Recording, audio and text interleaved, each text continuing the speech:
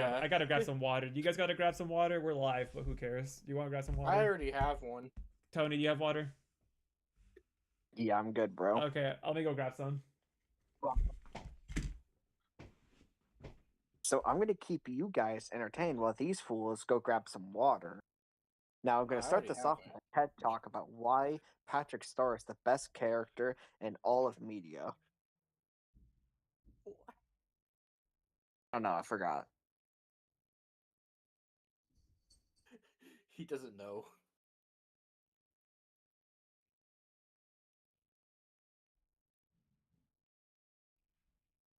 All I know is that Patrick sucks in the Nickelodeon All Star Brawl games.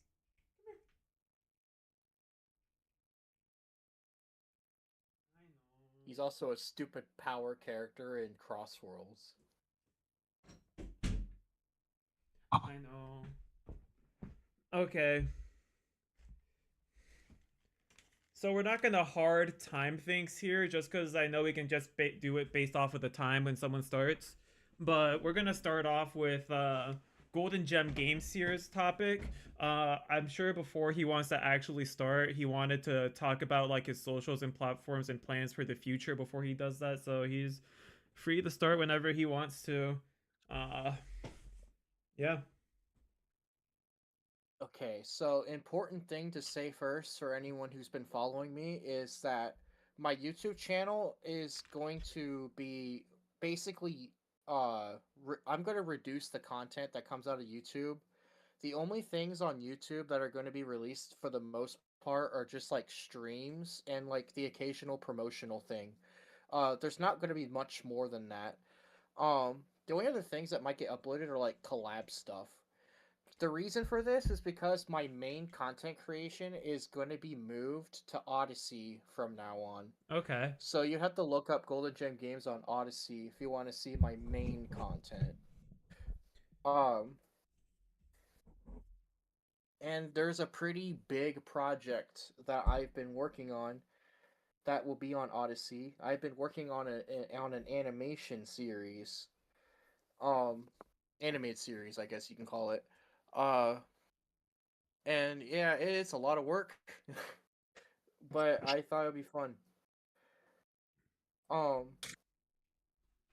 so I guess we can move on to the fighting game topic here. Yeah, of course. What you had for us? Tell us So what you want to talk about. I've because of Mexi and Heli, they've kind of pulled me into the fighting game scape. Because when I was younger, I was not really much of a fighting game player. I only played a few before I met them, or before they or made me start playing them. I mean, uh, and Yes, after we so made many him play. years, We made him play. Tony had a baseball bat and I had it tied down to a chair. You know what I also mean? like a Every time he makes a mistake, and Tony's just like, "All right, he just punished. You just got punished for doing the same thing 10 times. I'm pulling out the baseball bat again. No, wait, I can do better." Oh my god. Um, Kind of it made reminds me me of your learn a main in lot of Tekken things. 7. bruh. Yeah, no, his Devil Jin is scary. Um, I met my Negan. Your Negan is the one I was oh, talking Tekken about 7. because he has a Yeah, baseball bat. okay, yeah. Yes. Negan has nasty punishment. Mm-hmm. Um, so there's after playing fighting games for many years, a lot with Helly and to a lesser extent Mexi, it kind of made me realize the kinds of fighting games I gravitate more towards and what kind of preferences I have because I've been exposed to it enough. Mm-hmm. And one thing that I've noticed is that 3D fighters, and also if you want to extend that, arena fighters, are the fighting games I've tend to enjoy the most out of any of the fighting genres. Um, I tried to get into the staples like Street Fighter and Mortal Kombat. I'll be honest, I just don't like Mortal Kombat that much. At least not the 2D ones. Deadly A Alliance lot is of people okay though. don't. But Deadly Alliance is 3D, so I like that one more. uh, Mm-hmm. and Street Fighter is just a very mixed bag for me. Like I think I like the simplicity of certain things in Street Fighter, but then there's other things in Street Fighter that kind of turn me off. But this is not about what I hate about 2D fighters. This is more about why I like fighters. Mm-hmm. Um, One of them is just having the third dimension just allows for way more free movement, and it doesn't really feel like you're boxed in or restricted as much. Yeah, it's like Um, yeah, you did not. Mm. I mean, you could sort of mitigate that if you play one of those weird hyper fighters or something like a Capcom game or something, because you have crazy movement in those. Mm-hmm. Um, but it's never gonna quite be the same as a full 3D game. Um, and I also enjoy that uh, the third dimension adds a lot of different it makes the entire mechanical system of the game work differently because now Mm-hmm. side steps are now a new thing you have to account for, and now there's like a whole system of like moves that are linear or non-linear, and in most of them it depends on the game. The wall isn't usually as end all. Like it's usually not as unescapable. There's usually at least a higher chance you could wiggle your way out in Mm-hmm. most 3D fighters. Um like it's still not good to be in the wall obviously, but it doesn't feel like you're just stuck there. No, yeah, I Maybe except for gotcha. Tekken. Yeah, that makes Because sense. the Tekken get real stuck on the wall sometimes. Um Now I do actually like Tekken for the most part. I have a very mixed feelings about Tekken 8 in particular, but Mm-hmm. I'll get to that when Tony does his or when Hellraiser does his topic. Mm-hmm. Um No, I get it, man. I get what's it. another 3D fighters are quite unique in the way they play. Another they are another thing to say about 3D fighters is it's less about um when it comes to defense, unlike pretty much all 2D fighters, including platform fighters, there's less incentive to anti-air. You don't need to do as much because jump attacks are less of a thing. Mm-hmm. that's another thing I like about 3D fighters is that jump mechanics are usually not in them most of the time, and when they are, they're usually limited. So in a lot of 3D fighters and even arena fighters, the whole concept of having to anti-air people is not really a necessity. It's not like a big part of the game that you have to be good at. Um, because Tekken kind of uses hop attacks instead, where they hop over a low and then you hit them. I'm like, that works. Doesn't have to be a jump. Mm-hmm. Um, I also one of my favorite things in fighting games is neutral. Playing neutral is honestly one of the most fun things about playing a fighting game. Mm-hmm. And 3D, when you're in a 3D environment, it allows the most complex neutral you can get Mm-hmm. because you have to think about it in 3 dimensions. The spacing is 3 dimensions. And in Mm-hmm. arena fighters, especially, you can even fight in terrains that have obstacles and stuff. Like you could fight in a city. So, like, you not only do you need to have 3D awareness, but you also got to think about where you are on the map and you got to account for walls and hills and stuff. It adds so much complexity to the neutral. In case you guys want to see the cat, I lowered my camera. um, I guess Tekken 4 did try that, and I know for a fact that like Virtua Fighter 3, I think it was also tried that, but I think they both basically sort of dropped it because it was kind of just obnoxious most of the time and how Yeah. they implemented it. I know Mm-hmm. Dead or Alive still keep some stage hazards. Yeah. It really just That's true. depends. I think it's because they're 3D fighters and not arena fighters that it doesn't work. Because Arena Fighters Partially. probably has the most liberating movement of like any game. Like it's completely free. It's almost like you're just playing a free roam And game, I but it's know a this is fighting game. I know this barely jumps into the concept of a 3D fighter because this game is a hybrid that goes from a 3D game to to an arena game that goes back into a 3D game or to an arena game depending on if you're in dual phase or field phase. And it's Pokken. It's literally Pokken's a Pokken goes from unique arena to game. 3D and from 3D to arena. It's funny. Yeah, I it's the thought only Pokemon game I know of that does that. Yeah. I thought Pokken and Dual Phase you couldn't sidestep. Not in dual phase, just in field phase. Oh, so wouldn't it be 2D arena? Probably, yeah. It's still a hybrid, but it's pretty interesting game how they Yeah. kind of managed to function it and everything.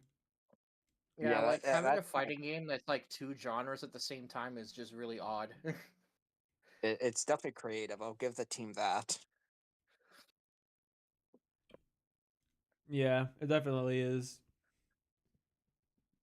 But yeah, no.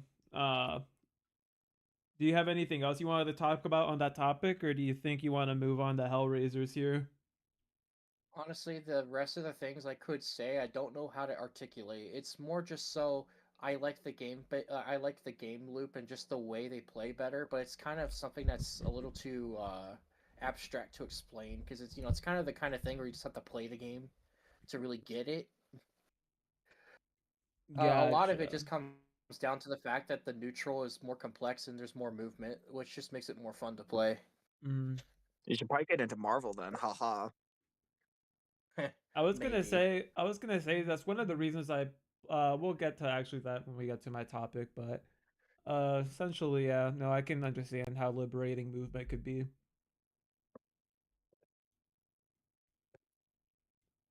So, anyways, It's that actually part of what makes Tekken 8 annoying is that a lot of your movement is basically nullified in Tekken 8, which oh is yeah, I stupid. was gonna discuss that. Yeah. but I guess So we can go just ahead, keep man. I think that that. pretty much covers all the tackles all the things he wanted to go through with this topic. Now, something interesting about mini topics is if you guys like a mini topic a lot, we can take requests in the future to turn that mini topic into a big topic. Honestly, anything can be a big topic because we can just decide it's going to be. But for like the main topic, if you want something that you heard as like a mini topic, you want to hear more about it, we can definitely do that in the future upon request if you guys want. But just kind of an idea Yeah. there, throwing that out in the air. We'll see if that ever happens. But I think Hellraiser wanted to talk about. So that was just Golden Gem Games on why he prefers 3D fighters. I think we're gonna move on to Hellraiser here, and he's going to talk about the future of Tekken 8 over here. And Yeah. so why would you start us at So why do you start us at like the beginning as to like how the game came to be or was perceived at first and like where it's headed now? okay. Right. Okay. 2024, beginning of 2024. Actually, this is a little after the 2 year anniversary. Bandai Namco drops Tekken 8. They say that they wanted the game to be more aggressive than previous iterations of the franchise. Season 1 was kind of a mess already. Offense and like rock paper scissors mini games were basically through the roof, and people weren't happy about it. But they've been slowly chipping away at the game. There were a few broken characters at the end of season 1, but it was mostly manageable. Like it was starting to become stable, right? Mm-hmm. Yeah, it was. Then season 2 dropped, and they ruined everything. Um, for anyone who plays Smash Bros or any other fighting games, like or any other game really, imagine your character, your main, but imagine if your character took steroids and they lost all their weaknesses. All their character defining weaknesses are gone. So you just Yep. end up with this game that is offense hell, where you can't move much because everything catches your sidestep, and there's not a lot of good ways to defend yourself. You get punished for trying to defend yourself. Too many tracking moves, too many mids. Gotcha. Not, Gotcha. Now not I have to ask you quickly, Hellraiser. Are you using yeah. are you in the basement using his microphone or are you using the new microphone I gave you? I don't have a good way to use my new microphone right now. I'm using my phone. Ah, gotcha, gotcha, gotcha. Okay. So, anyways, uh now they announced season 3 what, 2 days ago? That's right. They Yeah. announced season 3 2 days ago, and they're currently marketing it as Hey, don't eat that. um That's wire. Or a actually that's not wire, that's just my headphone. Go on, sorry. My cat was trying to eat cable. bruh. Um they try to market season 3 as back to basics. It's more focused, more deliberate, more conventional. Those are the taglines. And Mm-hmm. whoever's on the marketing team is smart because they started the trailer with a nerf to the best character in the game. Oh, that's crazy. Because most of the time in games, you market your trailer with a buff Yes, sir. That's to how a we do it. character. But no, um, but people are actually on edge. The reason people are on edge, including me, is because in season 2 they try to market it as a defense patch, and that was just a flat out lie. Mm-hmm. So mix that with other things. In that same trailer, they showed that they're still adding new moves. Every season of Tekken, they like to add new moves to every character, no matter what. So the new moves people saw looked a little scary. Mm-hmm. Uh, so if I were to guess, the patch drops on March 17th. That and they won't reveal any of the patch notes beforehand. They keep doing this thing where they don't want to reveal the patch notes. They don't want to Yeah. reveal the patch notes until they already ruined the game or until they already updated the game. Yep. Yes, got it. Both. Yep. They hate us. Uh, They really as do, dude. for nothing related to the patch itself, they showed off 3 out of the 4 characters in the battle pass, and not the battle pass, sorry, character pass, the season pass, which they've never done before. They always did the thing where they only wanted to reveal it one at a time, which annoyed a lot of people. So they revealed the first 3 characters, Kunimitsu, Bob, and Roger Jr. Mm-hmm. The significance of the first 2 is that they ruined their games. Oh Bob man. ruined Bob ruined Tekken 6. Kunimitsu 2 ruined Tekken 7 for a lot of people.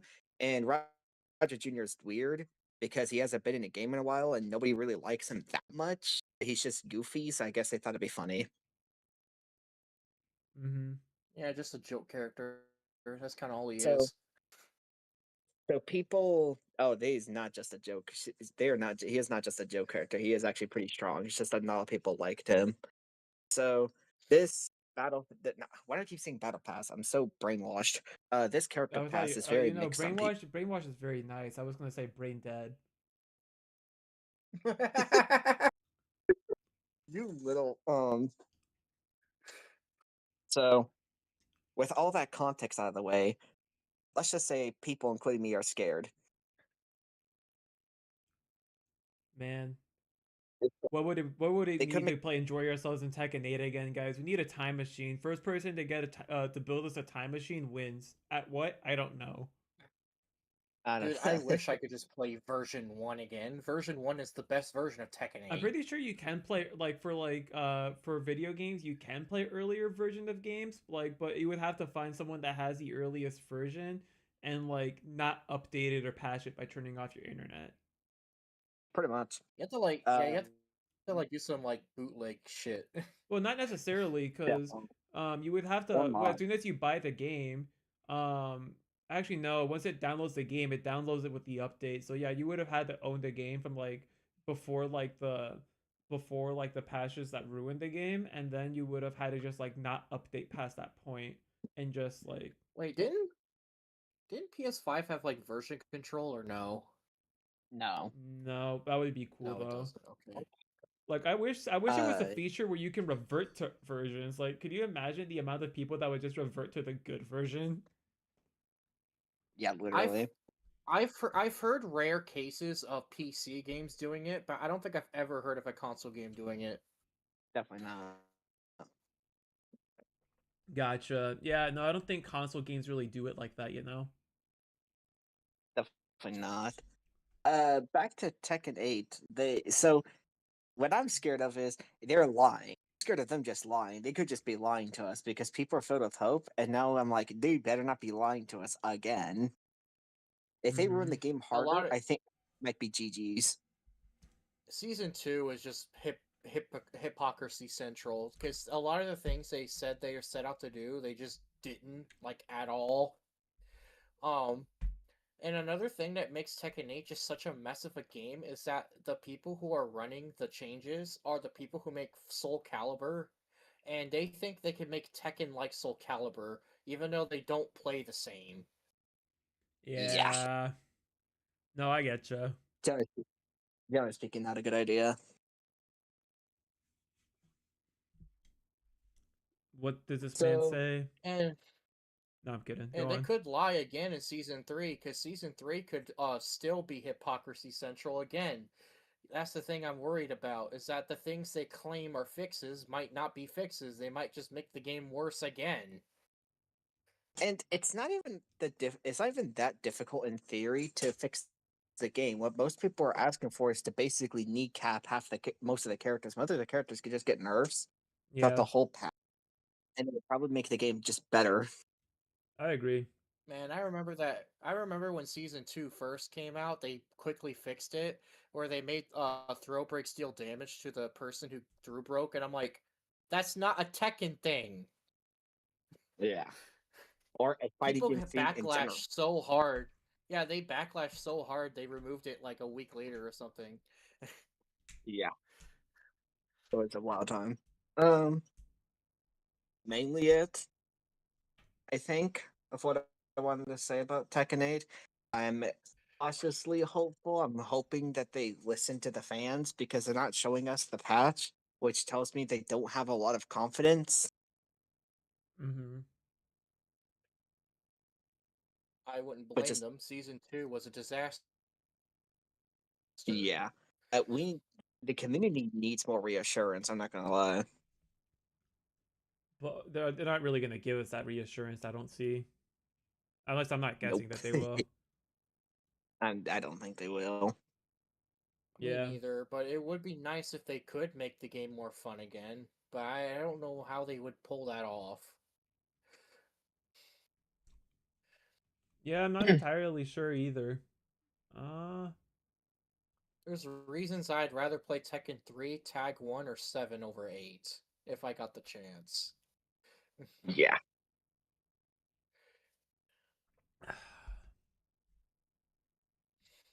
Now, 7 had kind of the opposite thing where people kind of thought the game was a little bit too defensive. But I that's take yeah. that over a game being overly aggressive. Tekken was made in response to Tekken 7. It was supposed to be the antithesis, but um. Mainly all I want to say, Steve. Do you want to start the main topic, the main meat of the podcast, Mexi? yeah. I can start the Renaissance here. That's fine. So, The Renaissance. so I'm sure you guys. So, like, when you talk about, when you talk about platform fighters. Oh, Master Tetsuo said that Tekken 3 is the best one. Debatable for sure. Uh, I I don't might know. prefer Tag I 1, can't but that's still a disagree good choice. or disagree with that because it's just I haven't played enough Tekken in my life. Like if you guys want to say I'm missing out, I probably am missing out. Like I don't know what else to say about it, but I just have not played enough Tekken. You guys. There's a Yeah. lot of fighting games I haven't played. Like, I have never played King of Fighters, so I can't say nothing about that series, for example. No, yeah.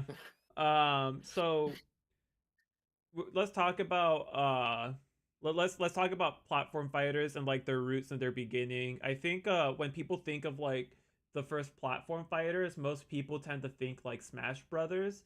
There is technically something that was is technically considered the first platform fighter, but it's not what anyone like would really find extremely similar to like modern platform fighters. But you got to remember that like grassroots tend to be very different from the whole genre after it's been more developed in a sense. I'm trying Definitely. to remember what the name of it was. It's Fox something. Do you remember Hellraiser?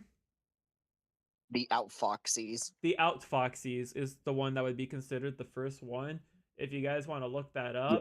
up, feel free to go It, ahead and do that. I would link Man, it it I've is. myself, never heard of but that. yeah. So the I've never Outfoxies, heard of that. the Outfoxies was the first one. I think it was. Dude, what was that from? The 80s, the 70s, or the 90s? I think late 80s, early 90s. Late 80s. Okay, early 90s. Yeah, no, that sounds about right. Jesus. The Outfoxies. That makes sense. I mean, if you guys wanna, actually, this is exactly why I have the second window capture. So let me, with the sound off, I can show you guys like something of like an example of like using my PC of what the Outfoxies would have looked like. So like if I go over here, Yeah, Just have to- December 1994. Yeah, probably like Super Nintendo or something.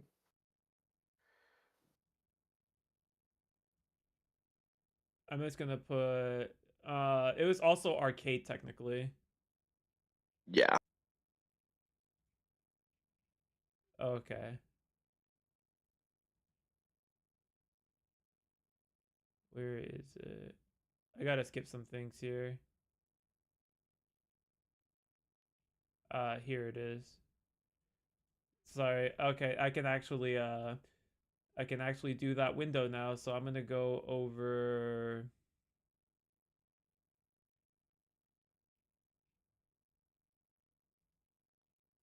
I'm gonna turn off this screen for a sec. And then this one, properties.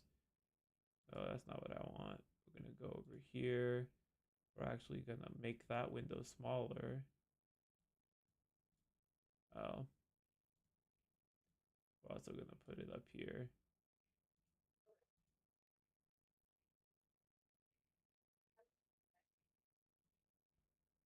And then we'll make this window visible again. Okay, so honestly, having the second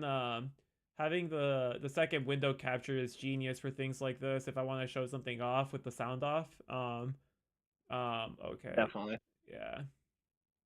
So like, It's one of the good, cool things about OBS are the sources. yep. So now that you guys are able to see that, oh yeah, I'll just Yeah, this is position that. new to me. I'll just position that a little bit higher. Perfect. So next, I'm gonna just play that with the sound off, so you guys can kind of see with like the it says 1994 on there, so you can kind of see like if you guys pull up the stream Hellraiser and Yeah, it works. It yeah, works. okay, cool. Um, Apparently, it was re-released. are you guys It able to see the even scrolls gameplay? the camera to the characters like in Smash Bros. Yeah, no, it does, doesn't it? Man, never would have known that a game like this existed in '94. Yeah. Yep, it it exists. So like, here's like this is what like, and again, I said it doesn't look anything like modern platform fighters, but like I kind of said, the roots for a lot of genres don't look anything similar most of the time from like the very beginning because the genre's been more refined if you think about it. Yeah. Like, Yeah, because there's a difference between the first game to do something and the first game to do it successfully.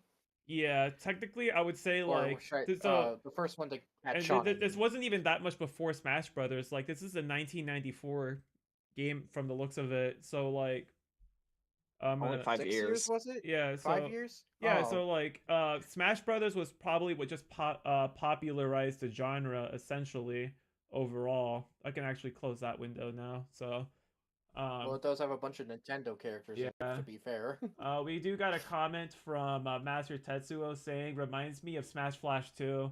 Smash Flash 2 is actually a pretty good game though, developed by fans, and I really enjoy that game. I would say Smash Flash 1 had a lot of issues. Playing multiplayer on it was virtually impossible because you have the camera that only follows player 1. So a lot of time if player 1 decided to run away, the camera would not pan over player 2, so they could just die from not even being able to see themselves on screen. Yeah. So like if you could make the game work, it would have to be like a super tiny stages would be legal just so the camera could pan over both characters, and even then it would still pan over one character sometimes because someone's off stage and someone's on stage. Yeah, that sounds pain. Flash 2 is pretty good considering it's a Flash game, But but it yeah, will never quite be the same as the console games. But for a Flash game, it's pretty impressive. yeah, but like ever since Smash Brothers has popularized the genre, I mean before people I think more people are taking platform fighters more seriously as a fighter nowadays, but there's still a lot of like obviously like elitism in like the fighting game community and acceptance of like certain fighting game genres. Um Yeah. but You get regardless, some poor imitators like PlayStation All I Stars. wouldn't call it a poor imitator, but it was that I don't know how successful that game was actually. I like it, but essentially like I was about to bring up some It other did games. not So like succeed that so much. like Smash Brothers was perceived as a party game, or that's what they were intending for it to be, but it fell into the platform fighter genre, and that genre kind of blew up. We've had more than one Nickelodeon All Stars Battle Royale already. We've had Warner Brothers multiverses. We've had PlayStation All Stars Battle Royale.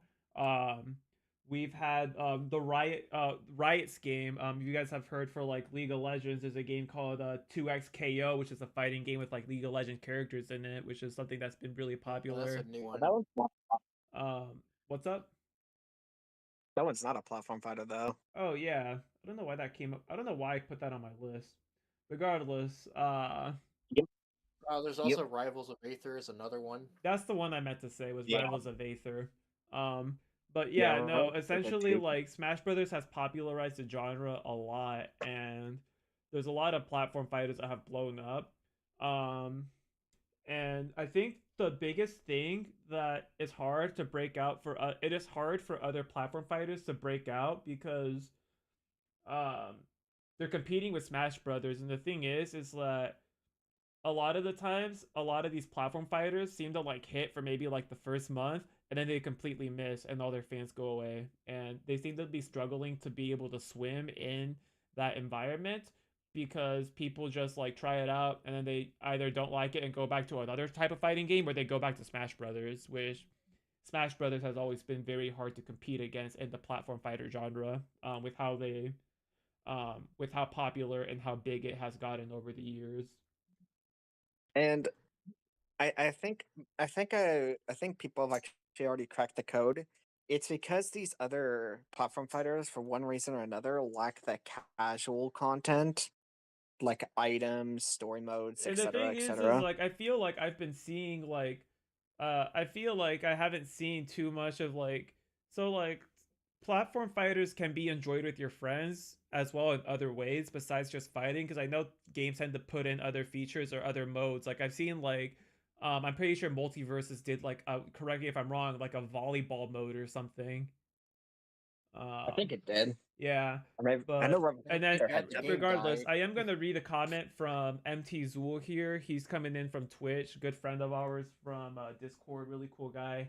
It says over here, MT Zool says over here, with the Nickelodeon fighting games in retrospective, we should have expected that it would have been abandoned considering the publisher's history. Also, hi. I'm like, oh, hi, Yeah. MT Zool. But yeah, no, um, that does make Also, the fact sense. that they didn't give the characters voices in one of the games.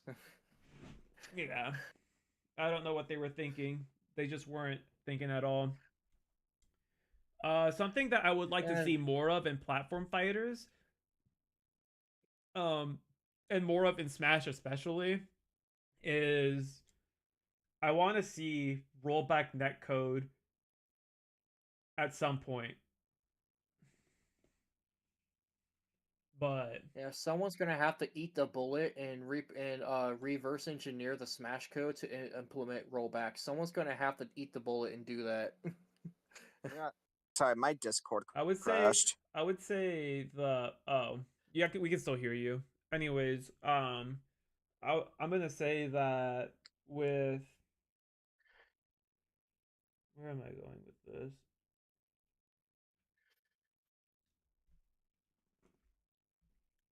Yeah, so with platform fighters over here, it's very difficult to mimic something like Smash Brothers and get your own game to be successful. Although I will say, Rivals of Aether has seen good success, and even Rivals of Aether 2 has also seen some pretty strong success. Um, so that Yeah, is, those games actually I would work. say, Rivals of Aether and Multiverses. I want to say was doing good because I know a lot of friends of mine that like to play it. But at the same time, I don't know if that's just me knowing people that play it, and maybe the game isn't that popular.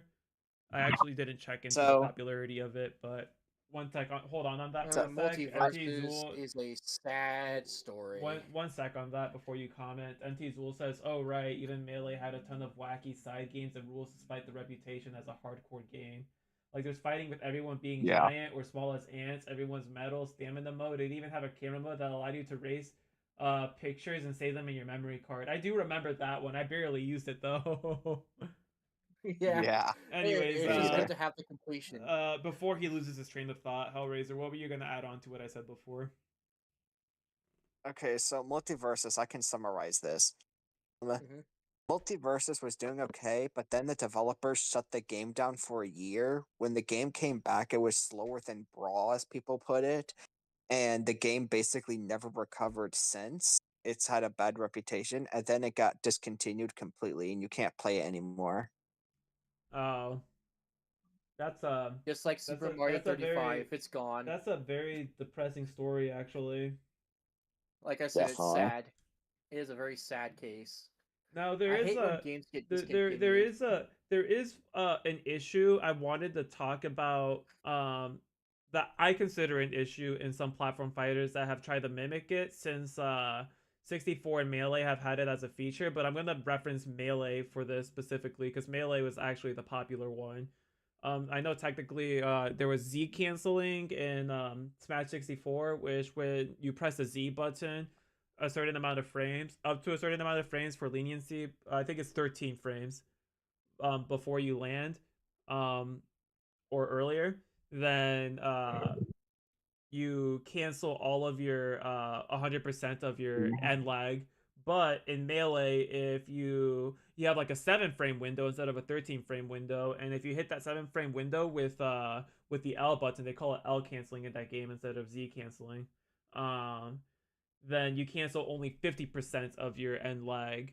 But for my issue that stems from that is there's other genres of games like there's for example there's Project Plus that was known as previously as Project M that is a mod for Super Smash Bros. Brawl to make it play more like Melee. And there's also Yeah, I remember that. and aside from that there's also other games as well where they've tried to do this thing where like especially with a lot of fan made Smash games where they just mod over a Smash game to make it more like Melee, which they've done for every game. But Pretty essentially, much. people for whatever reason leave it purposely add the ability to L cancel so that you can get rid of 50% of your lag, and I'm like, can anyone tell me a good reason why this is a good mechanic besides like you just like pressing an extra button for skill? Because I really don't see how that really adds to the depth of a game when you're just auto pressing something to optimize 100% of the time when you need to. Because my thing is, it's not really interactive because, like, okay, conceptually speaking, in a two-player game, the idea is to outplay your opponent, right? Mm-hmm. So you do things to specifically counter what your opponent is doing. Who is going to lab countering someone who is going to not L cancel? Like L canceling is supposed to be automatic. Like you either get so good at it that it's automatic, Well, or if you do start dropping L cancel, there's I have heard that like from people that have played the game for a really long time that are good at it or have just been playing it forever. They there are a decent amount of players that are actually depending on the move are able to just like, and I say depending on the move because not every move might have a visual difference, but they can visually tell if someone L canceled or not based on their character's landing animation. So sometimes if yeah, they do notice that obviously you did an L cancel, they are going to punish it. They don't have to lab it out because they just know what it looks like essentially. yeah, but like that's not a lot of areas. There's a pretty good chunk of areas where it's really hard to tell the difference. No, for sure. That's why I said like people that have been playing the game forever or that are good at the game Yeah, that can tell like the subtle differences. But obviously your average player isn't going to know what those differences are. but I know Fire the Pyro also said that it's not that interactive, and I think I agree because like you're not really because you either gets like I said, you're either I was trying to remember my train of thought. You either get so good at it that it's automatic, or you're so inconsistent at it that you're not L canceling much anyway, so the person can always punish it at that point, I guess. But like, Mm-hmm. if I had better articulation, I could explain it. But I don't think it's very interactive. I don't know what Zool thinks though. don't know if Mm-hmm. he said anything. I haven't really been looking at the chat. Oh yeah, Zool said so. He did mention that it's officially called Smooth Landing. That is correct. They advertise it as Smooth Landing. If I were to melee Eyes Ultimate, I just cut the landing lag of the vast majority of moves instead of implementing Smooth Landing. Honestly, that's just better game design right there. And even then, Ultimate kind of already does that because of auto canceling. Yeah. Every Smash game, but try to play like 64. Every Smash game, but it plays like Brawl. Every Smash game, but it plays like Smash 4. Every Smash game, but it plays like Ultimate. Bruh. Yeah. Anyways, what was it? Yeah, but obviously whenever someone tries to dip their toes in this genre, I do get a little bit annoyed when the only label that someone can look that can't look beyond it is just like, oh, it's just another Smash clone, and it's like, just because it's a platform fighter, it has to be considered a Smash clone. Like, it's a Yeah, whole, People say the same thing with. it's a whole genre now. So like, the game, if anything, like when people design a new game, they're trying to that game is trying to find its own identity. Obviously, if a game fails to do that, it just doesn't get a good player base sometimes, and that's just how it is. like But rushed up, like what's it called? Rushed on Revolt before it got the name change. But I don't yeah, remember what it was I called. But actually I think I got into Rushdown Revolt for like a week, and then I stopped playing it. yeah, Oh, but it's kind of like how they call kart racers Mario Kart There's clones, or they also, call Digimon a I will Pokemon say, clone. there is one platform fighter I forgot to mention that actually has seen a lot of success, and it's called Brawlhalla. oh yeah, true, That game is That is actually, and absolutely, true. for not being a Smash game, that game is actually probably outside of Smash one of the best, most popular platform fighters of all time. definitely. Strictly speaking, it's I'm not sure how much people still play it today, but I do know the game has seen a lot of success. It still gets tournaments. That makes sense, yeah.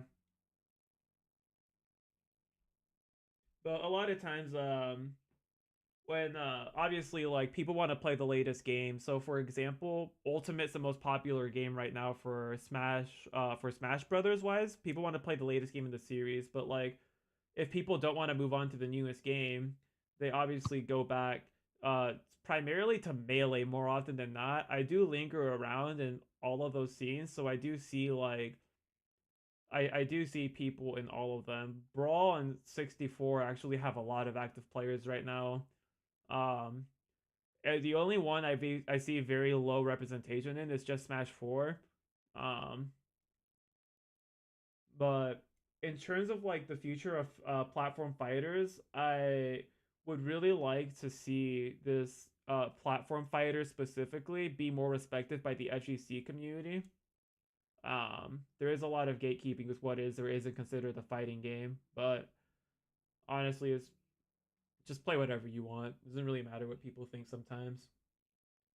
Yeah, FGC I'd community is say so. pretty tight knit with what they accept because like they don't accept platform fighters, they don't accept arena fighters. Like you have to play very specific fighters to be considered a true fighting game. It's dumb. Master Tetsuo Yeah, they says don't. Smash 4 is underrated. Yeah, it's a fun game. It I have it is. I have it on Smash 4 on two 3DSs, and then I also have it on my Wii U. So Bayonetta Smash definitely ruined the 4. reputation of that game. Yeah, it's no. probably my Like what's up? Not you, Tony, I think it's the whatever most he's gonna say. uh it is definitely the most underrated for me because it's my favorite of the games, but it's the one the least people play. Hmm. I think I It's, think one of the things that I um with the culture of like platform fighters that I did want to bring up that I see a lot in platform fighters and platform fighter culture is that platform fighters more than any other genre type for fighting games does way more crossovers on average if you've noticed. Like Yeah, it like in general, platform fighters do crossovers. Like a lot of them, like Nickelodeon is a bunch of crossovers of Nickelodeon characters. PlayStation All Stars Battle Royales is a crossover of a bunch of PlayStation characters. Smash Brothers is obviously Like just a bunch of originally it was just a bunch of Nintendo characters for the crossover, but then with the introduction of Snake and Sonic and Brawl, they started doing like they kept the trend going of like third party video game characters still, Yeah, which is Smash also set the really bar cool. there. But then there's also not I do say that platform fighters do it more than any other genre. Like Multiverses also did the crossover thing for like Warner Brother characters, but like there is also technically like I'm not gonna say that platform fighters that don't do crossovers don't exist. They do. Um I can give an example right now. We were just talking about the game two over here, but Rivals of Aether, I don't think that one's considered a crossover game because they create their own characters with the game, don't they? Yeah, Yeah, they're so in rogues. Yeah. Rivals of Aether 1, I know they had Shovel Knight as a guest character. Oh, that's Other than right. that, Just Shovel Knight. Okay. yeah, but other than that, yeah, pretty much just the original characters. Mm. Yeah. So like, but yes, Yes. this genre does have a lot of more crossovers, and I think that's one of the reasons why platform fighters, if they do get going, can see a lot of success is because people love. If there's something that people love a lot is crossovers. Like, Crossovers, characters. yeah, crossovers with characters in general, and that's just something that people are never gonna get tired of seeing. It's just more crossovers. Yeah, Outside even if platform it's fighters, the oversaturated. most I see Like, that heck, is like Marvel this and isn't. Capcom. No, yeah. I mean, it drives a lot of sales. Like, temporarily, just quickly, I'm not even gonna bring up a platform fighter at all. I'm just gonna bring up a card game. Magic the Gathering did a lot of crossovers recently, where they got like cards or like different like TV shows or like other like series or movies, and I thought that was really cool. Um, Yeah. I do crossovers with my characters if I had the chance, but I don't really have anyone to crossover with. It'd be like that. mhm. Um, so I want to interject a little bit. Since we're talking about the future of platform fighters, this is a bit more Oh, philosophical and more opinionated. in If fact. you're ready for a segue, I mean. Yeah, give me one sec. Zool says, in fact, I argue that Ultimate has a better edge guard game because it actually gives the one in disadvantage a fair chance to come back rather than being an automatic you're off stage, you're dead. LOL, sick. Yeah, it'd be like that in Melee sometimes. Mm-hmm. It would never be worse than 64 with no air dodge. Yeah, You could just be Yoshi and say, screw your hitbox, I'm still getting back on. true. Armor! Anyways, I love something. what was your thought, Hellraiser? So this is more so. So we talked about the macro stuff, like the big things about platform fighters. Talk a little bit about the little things. How should I start? I guess I'll start with something that's significant. So in some platform fighters, especially Smash Ultimate, I'd argue being a defensive turtle, like running away a lot or like defending a lot, is pretty strong. Because the reason people jump a lot is because obviously it's for mobility, right? But Yeah. in Smash Ultimate, if you get grabbed, a lot of characters kill you off a grab. So then you don't want to get grabbed, but then you get hit by like a dash attack or another combo starter. In So it what game sets are up, you the saying strike. characters get killed by grabs? In, Yeah, in what many game? characters kill up Oh, in Smash Ultimate. Ultimate. Yeah, I was gonna say I think there was I was almost gonna say I think like more, but that game didn't have more characters, so I'm just gonna say I think a higher percentage on its roster characters more often killed with their throws in Ultimate and Smash 4 because not only did a lot of characters still have kill throws, but they had kill throws with stronger range. And I know you've mentioned the percentage not being that much different, but even though that was still like a small percent difference, like you mentioned, it still did a lot more. It's Um, crazy. so so in Smash Bros, the strike throw mix up is pretty messed up because you either take a lot of damage from the strike or you take a lot of damage from a grab, anyways, Mm-hmm. shielding. So but obviously, you want to block an attack because most attacks are unsafe on block in Smash Bros. But that's still a Mm-hmm. messed up 50-50, and people don't like 50-50, so they can deal if they can help it. That's why people jump so much. That's why jump defense is so common in Smash Bros, I think. So, The other thing you got to remember is like at the beginning of this game, there was a lot of melee players trying out Ultimate, and there was also like I think it was the most melee players I've ever seen tried Ultimate, a new Smash game before. I mean, when they were during the beginning of Ultimate, and Ultimate was doing really really good. It was breaking records, getting huge numbers at tournaments or whatever. Um, and yeah, no, they it was doing super good, and like the I see less. I think both of them have gone away from the game. And if some of them stayed, they either converted to Smash Ultimate or they just play both. But Yeah. essentially, this game had so much promise, and then during the pandemic hit, and numbers obviously started dropping, primarily because we were in an online era, and people just hate fighting online, especially versus certain characters. And then not only that, Definitely. but it definitely hurt the future of Smash in general. And I'm not gonna say that I'm not gonna say the allegations themselves ruined the scene, but like the people that are the reason the allegations even happened in the first place. And I'm not saying like the people like calling out the other people that like committed these the stuff that was going on, but I mean the people that were actually doing the wrong thing in the community and doing very horrible things, like um Yeah. basically like especially top players like Nairo or Zero or Ally ended up being like a very bad representation of the scene. And um and when you have big figureheads in the Smash scene like that, it looks very bad, especially when you have a whole PDF document of a huge ass list of like everyone's name that's on it or whatever. Yeah. um Thankfully, I think we're in the better place. I think people since that have been more comfortable with coming out about things, and things get taken care of sooner than later in the scene. But I do think there's always room for improvement overall. And I think, Definitely. well, because of all the things that happened, made kind of the future for Smash Ultimate look grim. I do think that another Smash game may possibly respark things again. But I'm just really hoping that nothing Well, as bad happens like last time, because that was a whole disaster. yeah. But if they want Mhm. to respark interest, there's gonna have to be some pretty significant changes to the game, I think. Mm-hmm. A lot of people say they want a Smash Ultimate re-release, but I really think that might be the worst outcome, actually. Wait, are they? Wait, is that where did you hear that from? Is that really what people want? Is a re-release? Some people, some people on Twitter generally want that. Oh yeah, no, I don't know which people these are, but I disagree with them. I don't want something like kind of like how they did Mario Kart 8 Deluxe from Wii U to Ultimate.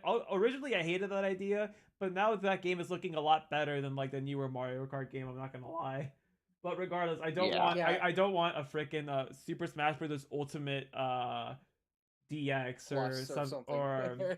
something like or deluxe version essentially. I don't want that. I Yeah. just want a new Smash game with a whole new art style that isn't hard to tell between the difference of the previous game and the new game. And I want different characters. I want Crash Bandicoot primarily because I've been asking since I was like 13. Yeah. But Man, I remember when they were almost gonna add James Bond to Melee. That was the funniest thing ever. oh yeah, I don't know if I was the one that told you about that, but I remember that too. Um, But essentially, it's crazy how far platform fighters have come. Considering that back then they used to be like side events for fighting game tournaments, and now there's a lot of events nowadays where like a platform fighter is like headlining is like the headline for a fighting game tournament or whatever. It's like the main one. Yeah. Uh, but I was bringing up the whole thing about mix-ups because so I've already discussed this with Mexi before, but to everybody else, this is new. So I think one way we could make the entire grab situation and platform fighters less obnoxious is actual throw breaking, which is in like every other fighting game except platform fighters. Mm-hmm. So yeah, to Smash ju- is like the only game that doesn't do it. Yeah, you're right. so to catch everybody up on the idea I had Yeah, yesterday, because like I was when you, complaining to Hellraiser the other day before he gets to that idea that like the design for like for like grab teching in this game or like grab escaping is like really crappy because essentially you both throw out a grab at the same time to cancel each other's grabs. But I mentioned like nobody is actually going to read your grab and try to counter it with their own grab to cancel them out because that doesn't get you anything. Most people are gonna want to jump it, outrange it, um, spot dodge, just beat it out in any way they can so that they can get immediate reward for it because you don't get immediate reward for trading a grab. There's just nothing. Is Yeah. it is it like a throw clink like frame perfect or something? Uh, Oh, borderline. but Almost. anyways, Tony's idea is better because it's after you've already gotten grabs. What the throw escape would be is that you can explain it. So imagine you get grabbed in any platform fighter. Obviously, it's kind of like a clinch. The attacker can punch you before they throw you. So let's say the attacker wants to go for a forward throw. If the defender also presses forward on their controller, you'll break the throw. That's the Yep. idea. Yep. So Mexi suggested that maybe it should just be horizontal directions and vertical directions. And I kind of agree because that would make it more like a 50-50 and not make it like a weird like 1 in 4 chance you even live. Yeah, I wanted that was like my balancing idea is like, well, that's like a 1 in 4 chance you're wrong and or a 1 in 4 chance you're right and a 3 in 4 chance it's wrong. So like if you pick the vertical direction, it would make sense that you should have to pick a vertical direction too to escape it. Same with like if you pick a horizontal direction, you pick a horizontal direction to escape to truly make it like a 50-50 then. Yeah. This would Holy crap. Other games usually have a two-way or three-way decision, but this is a four-way decision for a throw we break. just explained that's a two-way. It's technically a two-way with the way I kind of was mentioning how it should be done instead of a four-way. Yeah, we just explained why it would be a two-way because it's horizontal or vertical breaks. So down and up throws can be broken the same way. Back and Yeah. forth can be Yes. broken the same way. Yes, Yeah. exactly. I Now prefer that, honestly. let me catch us up on some comments from MT Zool and Master Tetsuo pitching in. Um I think I already read I don't know if I read this one, but I know I didn't read what was below it, but I'm still gonna start with this. Zool said in 64 is more like you're airborne, enjoy being part of my sick combo video unless you're Yoshi. In Ultimate, Luigi has a touch of death, and then he said, "Yup, I get the feeling that Melee Scene, the visible one, didn't shake off the frat boy feel of the community until way too late." Yeah, no, I get it.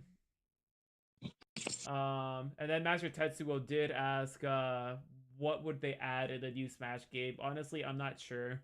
More fire. I can tell you what they'll add in the new Smash game. More Fire Emblem characters. You're welcome. Definitely.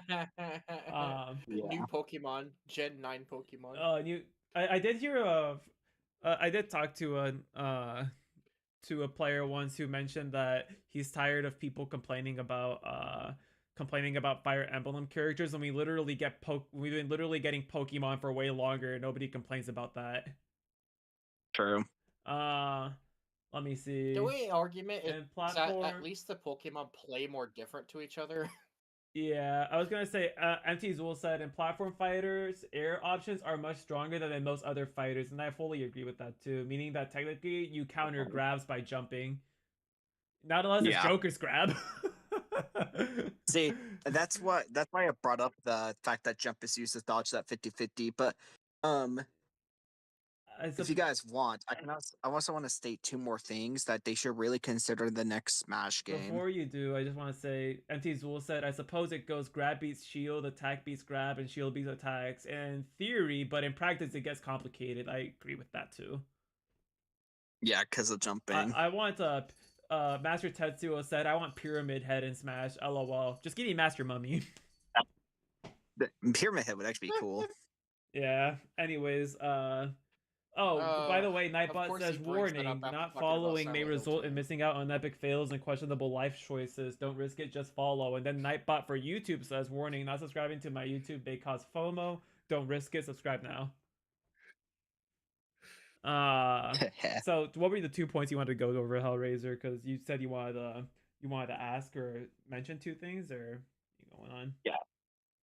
I want to make 2 statements. I can leave a few more questions for later. There should be projectile invincible dashing moves in the next game. Like, imagine if, like, I don't know, uh, Ganondorf's wizard foot just goes through projectiles. Yeah, Yeah, have Tatsus in Smash. so I was gonna. That gives me another idea because there's no reason to not have the movement option. And yes, while it would technically make broken characters more broken, at the very least, it would give like heavyweights still a good option for getting around faster. And I was gonna say like and I kind of got this idea from like some other games as well that I used to play with my friends back then. Um, fighting games specifically as well. But I think essentially like if characters could air dash in this game, like double tap left or double tap right. I know that's not really a platform fighter thing, but I still think it would work fine. They turn it into Marvel. I still think Nick Brawl, I th- Nick Brawl 1 actually did air dashing. It was pretty cool. I was gonna say for Smash, I feel like that'd be. I feel like okay, in theory, it sounds like a good idea to me, but in practice, it would probably be awful because imagine Mario air dashing to you from like a decent distance just to get a forward air spike. I Like think that. Smash Bros Yeah. has enough air movement Like already. actually, now that I'm actually thinking about the more disgusting things people can do, I actually forget that idea. No wonder they don't do that in platform fighters. Like you're just gonna have Steve We like already have directional air you're dodges, gonna have man. you're We gonna don't have need more. Steve you're gonna have Steve air dash towards you just to get to you faster to build a Great Wall of China so you can't recover. Like yeah, that's not what we need here. Like Who if Yeah. needs air it, acceleration when you can just dash? Exactly. oh my Um, god. that's why I just said. Yeah, go on. So that's why I just mentioned projectile invincible moves because I think that'd be a decently concise way to fix some characters because it's something basically all most other 2D fighting games do is projectile invincible moves. And clearly some moves are meant to beat projectiles. Like Little Mac's Jolt Haymaker in its trailer was designed, it clearly shows that it beats Mega Man's Force Smash, but it just doesn't really do that in the game consistently because there's no projectile invincibility. Yeah. No, that makes sense. Um Um Yeah, and it makes you wonder why zoning is so obnoxious in Smash Bros. Because no one has any moves that can go through them. technically something technically the only reason some characters can even make their stuff work is because they have a projectile. Like if you I don't know if you guys knew this, but technically Falco in Smash Ultimate, even though he has really good zero to death combos and stuff, Falco actually has a really hard time approaching. So a lot of the yeah. times, like if they try to approach themselves, they're gonna get like bodied for it because, like I said, that character's not really good at approaching. So a lot of the times, they're just like they're gonna shoot their laser a few times at you just so you come to them. Yep. They're gonna make you come to Um them, but that's kind of their own thing. I did have some the other stuff I wanted to add here, but I'll wait for Hellraiser. So I What's would say point one number more two statement still? and then you can go.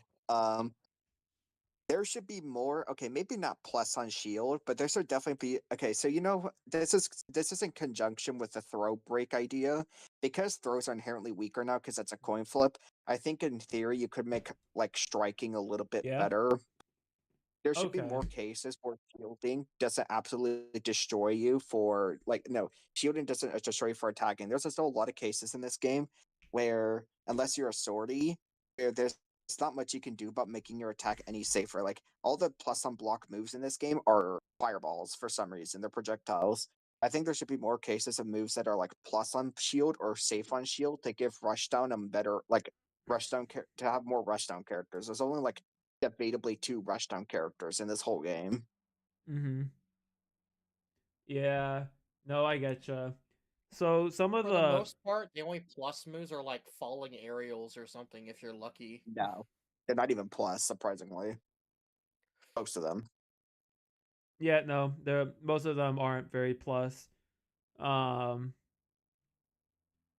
so essentially, where I was wanting to go, is the future of for like the future of obviously like platform fighters, but I've been talking a lot about esports platform fighters rather than casual as well. Um, there's I was talking about like this financial sustainability or thinking about it, and like I know they could probably fund like pro circuits through like streams, donations, in-game skins, and battle passes could all go towards it. I do know a lot of universities nowadays are also offering scholarships for like platform fighters as well, moving in more into like the mainstream and stuff. Kind of like how I was talking about earlier with like um the Evo effect, where platform fighters used to be the side room at fighting game tournaments. Now they're like the main stage headliners, sort of thing. Yeah. You know Uh, that now that you mentioned that, it kind of reminds me of a future topic we could do about why arena fighters are dying.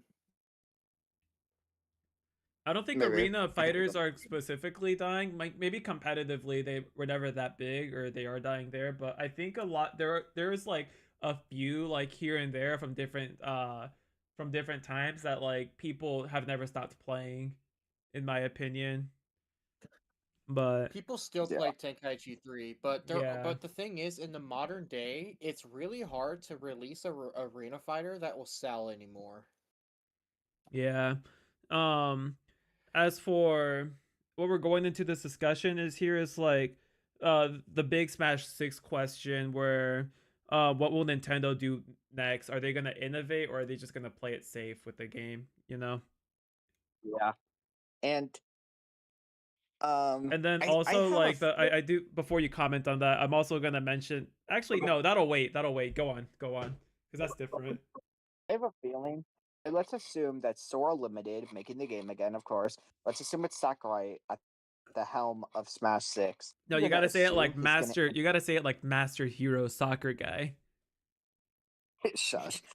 Because so Sakurai, of course, released Kirby Air Riders a few months ago, and that game made some pretty significant leaps in the to the original game. So Mhm. if he makes Smash Six, I think there's going to be some at least some amount of significant changes. Mhm. Yeah, Sakurai was really letting his creative juices go when it comes to the Kirby Air Riders games. Yeah, I could see Yeah, that. Disability. If he could put that same juice back onto Smash Bros, he could reinvent the formula if he wanted. potentially. I don't think he would though. I don't think he'd reinvent the formula per se though.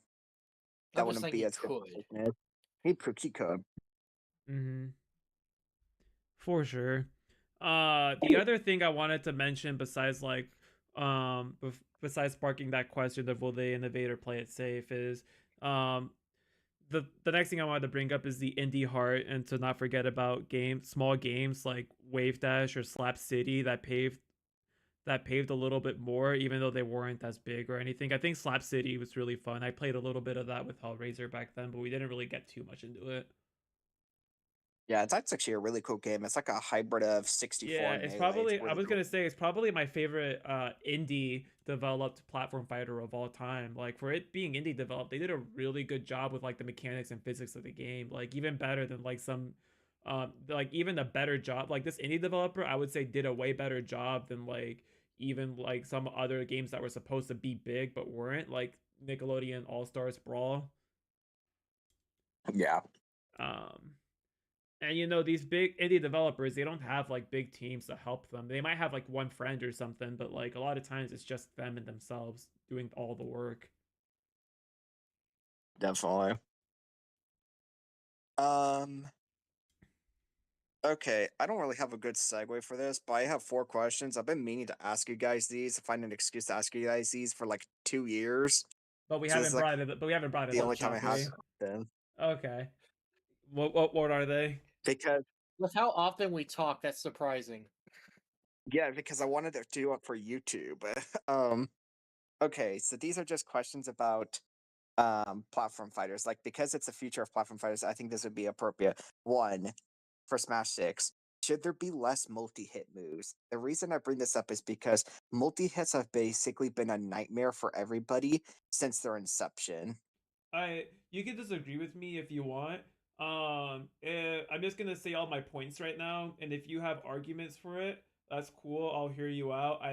I might have nothing in response because I'm gonna try to say everything that I can right now instead of countering you. So I'm mostly just gonna listen afterwards rather than try to reply to it immediately. But essentially, Um, one sec, I gotta take a drink of water here. Take a swig.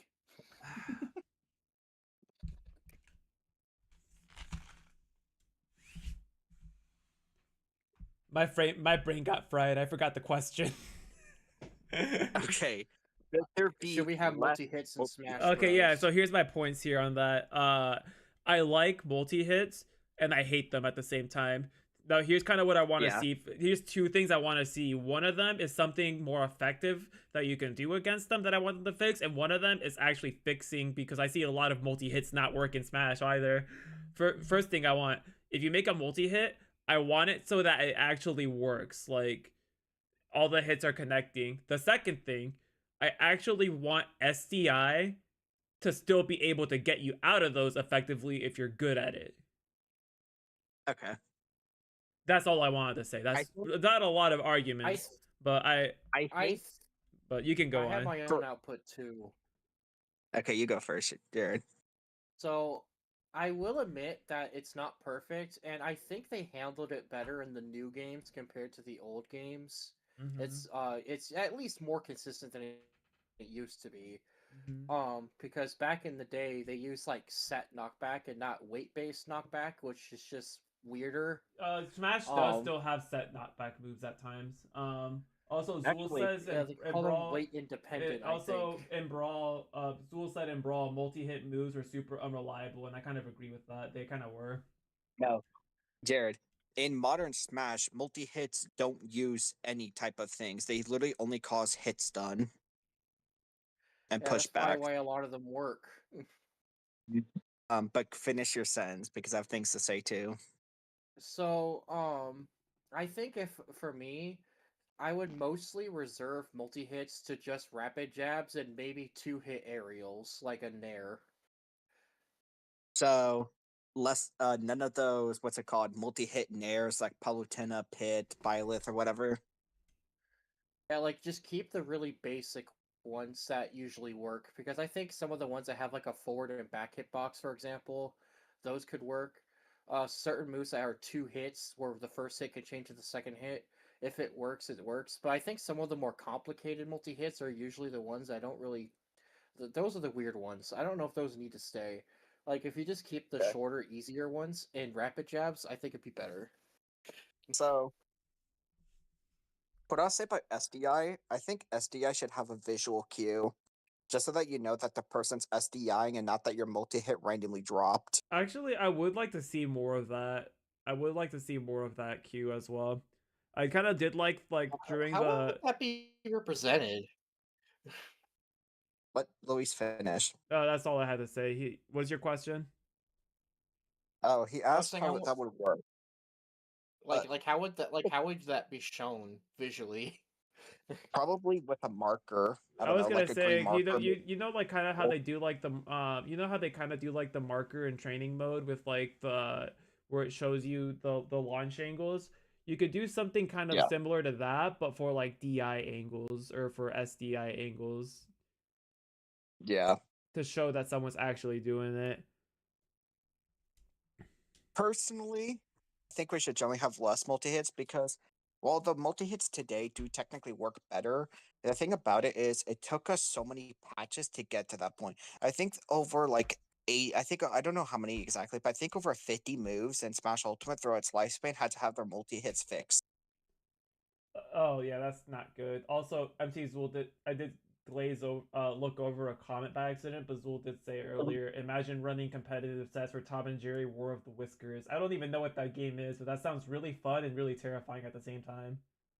Oh, I'm fighting you in that, Luis. What's that? Um, this second one should be really fast to answer.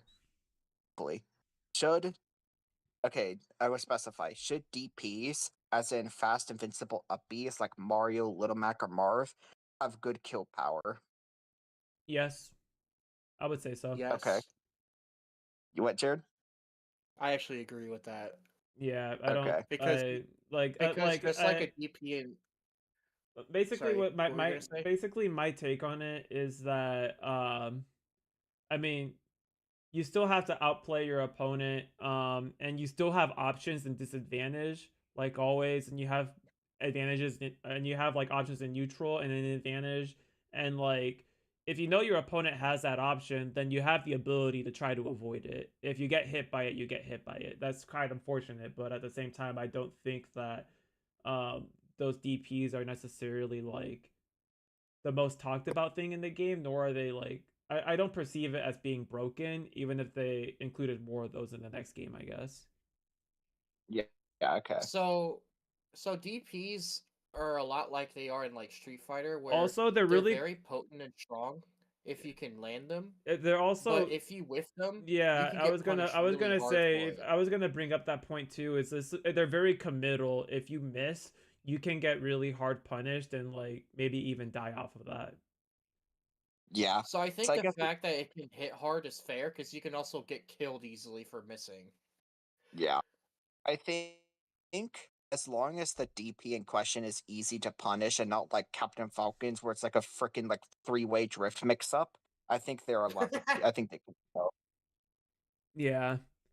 Uh, so that one was fast. Two more. This one should also be fast. Should forward throws reliably kill, or should this only be applied to grapplers? Should forward throws reliably kill or should they only be applied to grapplers? You see, a lot of grapplers tend to be heavies. So I'm saying that like every heavyweight is a bad character because there have been like top tiers and high tier heavy characters, but aside from that, those are just few in numbers. The majority of heavyweights in these games tend to be like mid tier or low tier. Yeah. So I think like There's this. I would say grapplers a lot of grapplers are heavy, so I would say I would say grapplers need them. It's a niche thing that I feel like if it was only applied to them would be really cool.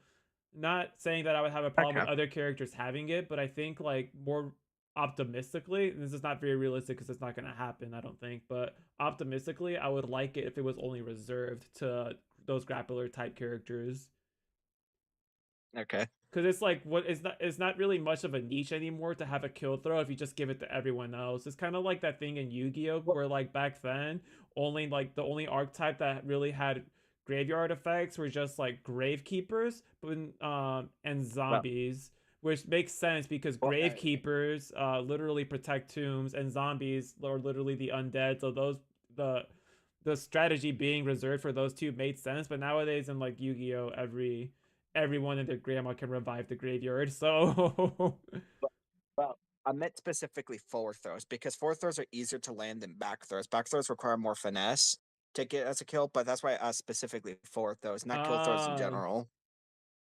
I would say back throws require more finesse in ultimate. In previous games, not really, because you could just run past your opponent. Yeah.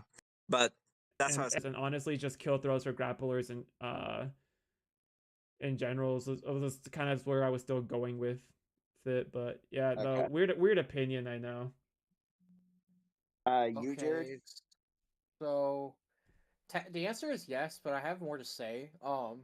I think overall, although I know there's definitely variance, characters can be different. Yes, they I've can noticed be. that the general philosophy for throws in Smash Bros tends to be that your back throw is your kill throw, your up throw is a potential secondary kill throw or a juggle option, down throw is usually your combo move, and your forward throw is usually like a stage control move where you can use it for like edge guarding or to get them away from the center.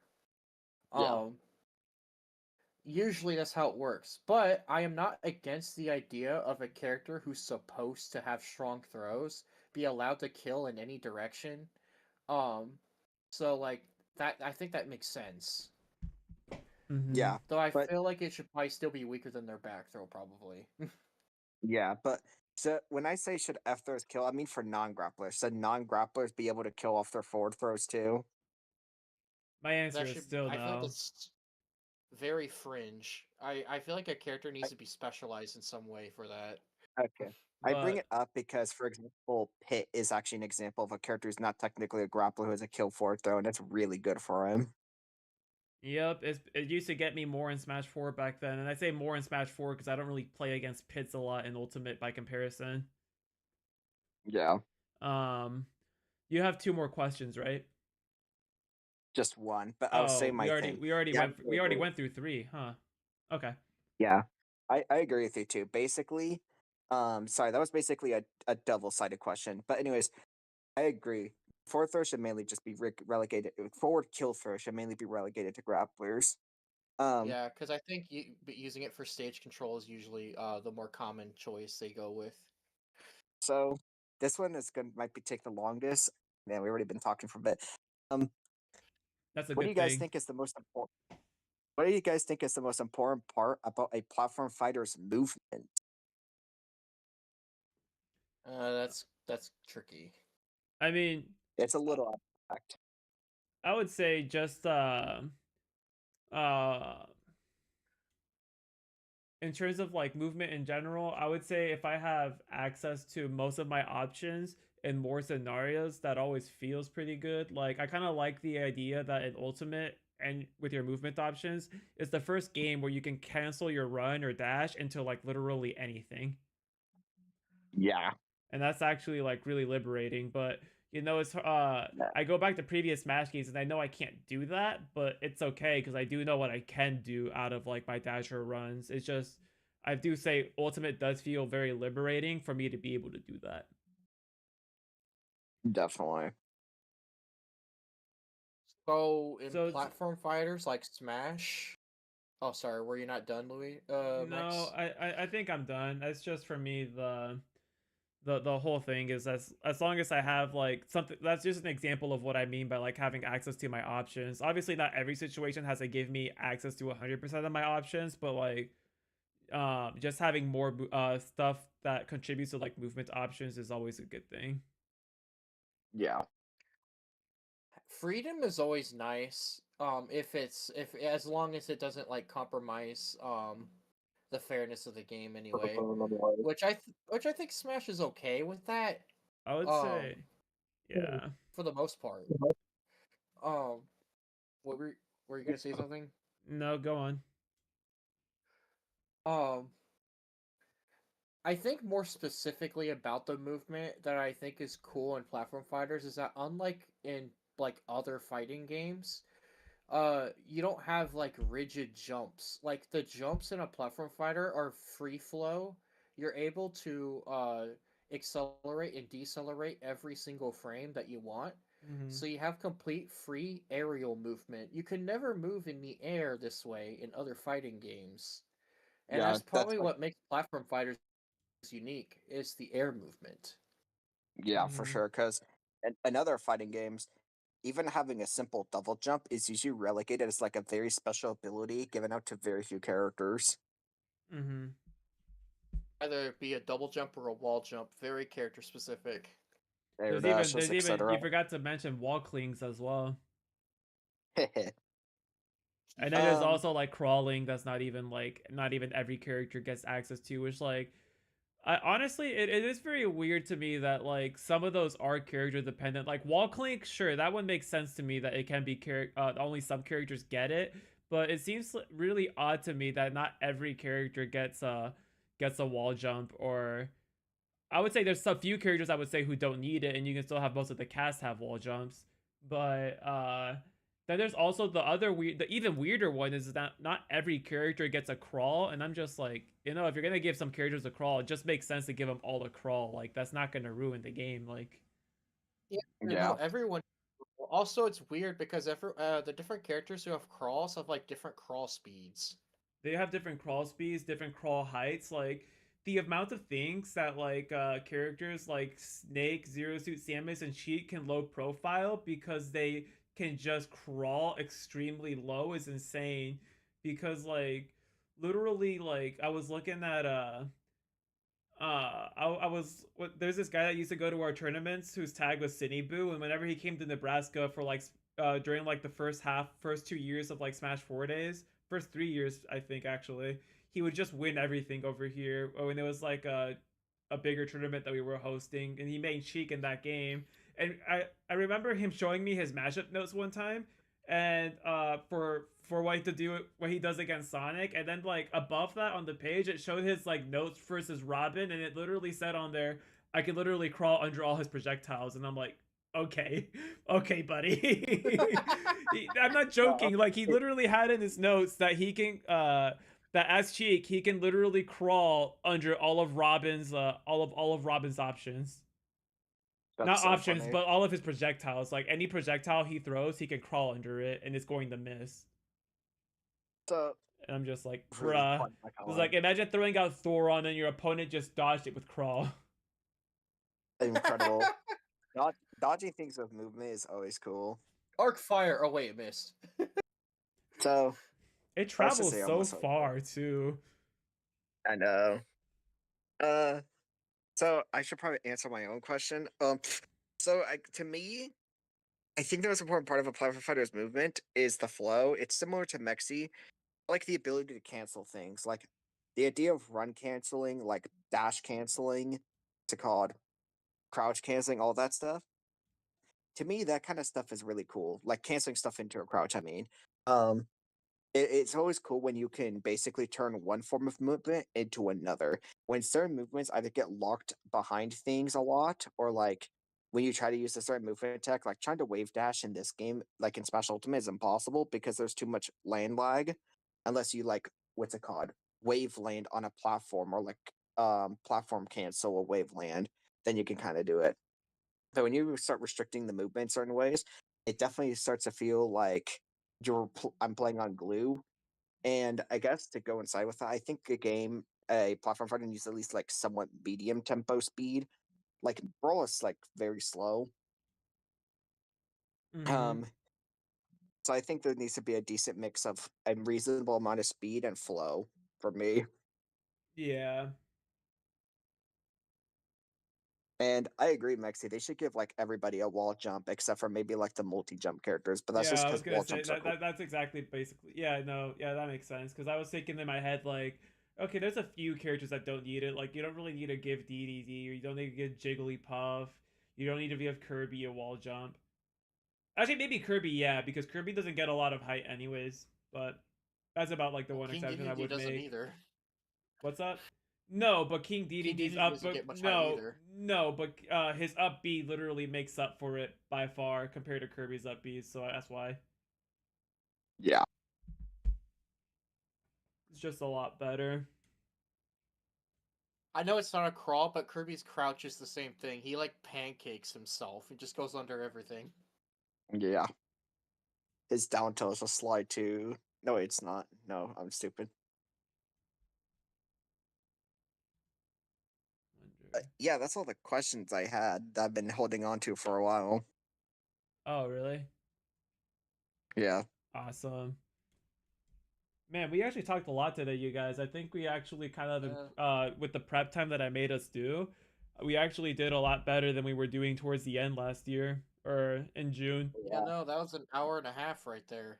Like, I So think you we got should put do up. this more often where we kind of prep our stuff so that we're actually like, and you guys don't, I'm not expecting you guys to do like a mountain of research on it, but like look into your topics a little bit and then like there's just way more to talk about, especially if you're taking notes and stuff. You can just like, I'm not saying like Yeah. write an entire 15-page essay that you're going to be reading off word for word, I but mean, at the very least have like bullet points to remind you of like the stuff you do want to talk about. hey, in fairness, I did come in here with literally a new mechanical idea to fix a long-lasting like grievance with the genre, Yeah. But and I got in a a sense virtual firewall. that kind of closes it out for me on my topic over here. We've had a pretty good run today. We're at about 1 hour and 30 minutes. We peaked at about 5 viewers. We had 4 viewers for a while. We're down to 3 right now, but I think overall, like with Master Tetsuo Duel. and even Zool and Nightbot contributing, we were able to keep conversation going for a long time. Yeah, Bot contributing. Yeah, Nightbot contributed. indeed. Yeah, of course. Be careful, you'll hurt his feelings. It's okay, Uh, Nightbot. They're trying our best. All right, guys. You got any closing thoughts? Um, Smash Bros, but good. Anyways, guys, actually, that's kind of our topics for today. So if you guys if you guys have requests for what you want the big topic to be next time, or requests on the mini topics, that's fine. They're taken into consideration. I can't guarantee that they'll be picked every time because it kind of depends on what we want to. It also kind of depends on what we're able to talk about pretty well. If it's like something in a completely different if it's like something completely different that like none of us are into, it's gonna be a little bit harder for us to talk about it. So just for warning. Yeah. Yeah, like art or something. I actually could talk Yeah. about art for a long time, so Yeah. don't I could test me on talk that. about I was art gonna all say that day. mainly because you can have art in everything, and honestly, talking about art is so easy to implement it. Like I could talk about food, I could talk about paintings, I can talk about cars, designs, I can talk about video games, I can talk about like martial arts or boxing, and like that's all considered art or whatever. Well, from the sounds of it, them picking something we can't talk about doesn't seem to be an issue because he sounds like he can talk about everything. No, I can't. It's just that the thing you picked was so broad that it's easier to talk about. But there is topics that I probably couldn't tell you a lot about, though. Yeah, but if Yeah. you're talking about like paintings and stuff, I don't know shit. I couldn't say shit about that. Well, see, you don't have to. You don't have to know things about painting. You just have to understand the concept of art itself to make a painting. Oh yeah, I mean like shit. I have a lot of fan arts that wasn't even drawn by me, but it has like the artists' names on the pictures that I have framed up in my room. Yeah. Uh, let me see But yeah, here. that would do it for this podcast. All right, guys. I wish my camera was higher quality so you can actually see the pictures in the background, but that's good enough for now. We'll see you guys next time. Subscribe to Hellraiser. Subscribe to Consumed Mexilag. Subscribe. Follow me on Twitch. Also consumed underscore Mexilag for that one. Um, Subscribe to Golden Gem Games, not on YouTube but on Odyssey.